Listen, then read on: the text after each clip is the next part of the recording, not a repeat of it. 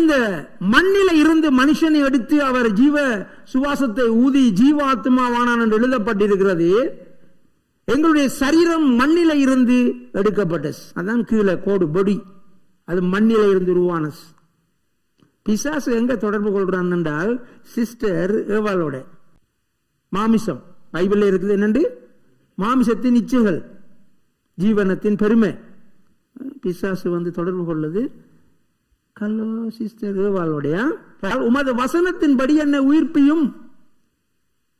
Revive me by your word. இங்கிலீஷ்ல புது எடிஷன்ல உம்முடைய வார்த்தையினால் என்னை உயிர்ப்பியும். கரங்களை தட்டி தேவனை மகிமைப்படுத்துவோமா? ஆமென். அப்ப ஆறாவது, பாவத்தில் மரித்து போகிறவர்களாக இருப்பீர்களா இருந்தால், மாமிசத்துக்கு இடம் கொடுப்பீர்களா இருந்தால், என்னையும் உங்களையும் உயிர்ப்பிக்க கூடியது தேவனுடைய வார்த்தை. ஆமென்.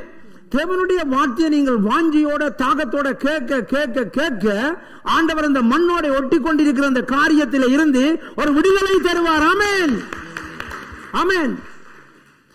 அப்ப எங்களுடைய ஸ்பிரிட், எங்களுடைய ஆவி களி கூறும். உம்முடைய வசனத்தின்படி என்னை உயிர்ப்பியும். By your word revive me by your word. உம்முடைய வார்த்தையினாலே என்னை உயிர்ப்பியும் என்று சொல்லி நாங்கள் பார்க்கிறோம்.